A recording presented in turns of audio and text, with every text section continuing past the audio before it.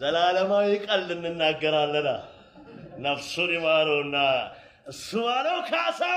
ጓደኛዬ የነገረኝ 3 እስረኞች ናቸው የታሰሩበት ቦታ ላይ ሆነው በምን ጉዳይ እንደገቡ እየተጠያየቁ ምን አርገን የመጣው ተባለ አንደኛው እኔ እንኳን የመጣሁት ታምራት ላይኔን ጸረ ህዝብ ነው ብዬ ነው አለ ሁለተኛው አንተስ ይባላል እኔ እንኳን ታምራት ላይኔን የህዝብ ልጅ ነው ስለ ያመጡኝ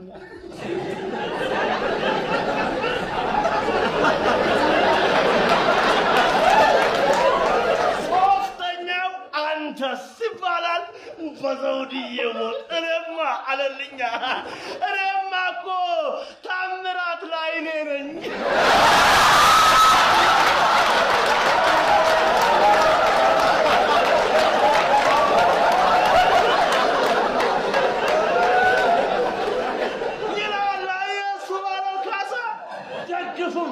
ተቃወምም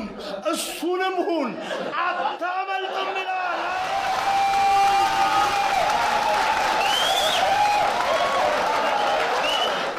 አቤት አዲስ አበባ ገንዳ አቤት አዲስ አበባ ገንዳ እኛን ለማወቅና ለማጥናት እኮ የትም መሄድ አያስፈልግም መልካችንም ምር ስብስብ ቅልብጭ ብላ ገንዳ ውስጥ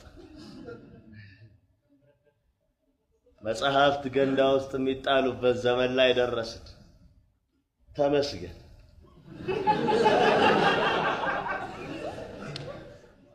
ያ ሁሉ ደብተር ገንዳ ውስጥ ያ ሁሉ የማትሪክ ወረቀት ገንዳ ውስጥ አዲስ አትጨምር ግድ የለም ከእውቀት ትዝታ ጋር እንኳን መቆየት ያቅት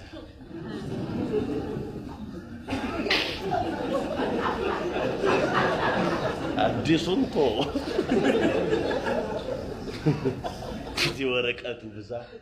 አቤት ወረቀቱ ብዛት በዘውድዬ ሞት እንደ ጉድ እየጻፉ እንደ ጉድ ይቀዱታል እረምለው እነዚህ ሰዎች የማይፈልጉትን ነው እንደሚጽፉት ምን ነው እዚህ ሀገር ላይ ቀደዳ በዛ ስንቴ ነው የሚሸረክቱን እንዲሁ እንደተሰረዝን እንደተደለዝን አቤት ወረቀት እንደ ልጄ እኮ ነው የሚያሳንደኛ አገር የተጫወተበት ይኖራል ወረቀት ዘውድዬ ባለፈው እኮ ነው የጸረ ወረቀት ቀን የጸረ ወረቀት ቀን የሚባል በዓል መጣ አሉንና ሄደ እንግዲህ ዘመኑ የቴክኖሎጂ ነው የወረቀት ዘመን ይብቃ የሚል ማት ፖስተርና ፍላየር በወረቀት አትመው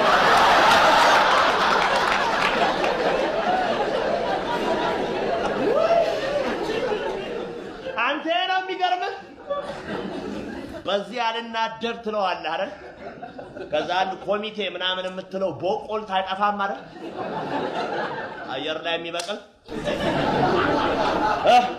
በዛ ደመኛ በሆነ ቴሌቪዥን ይደነቀርና በመሰረቱ ብሎ ይጀምራል አልተናደድክማ በበራሪ ወረቀት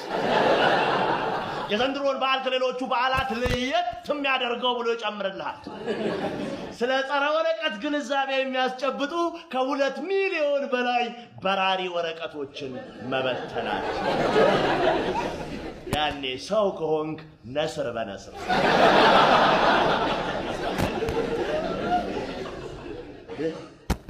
ማይሰድበን እኮ የለም ማለት ደግነቱኛም ያው አልሰማሁ መባባሉን ችለንበት ነው እንጂ እኛን የማይሞልጫል ሚስቶሽ ባልሆንክ ተማርክ አልተማርክ አባት ሆንክ እናት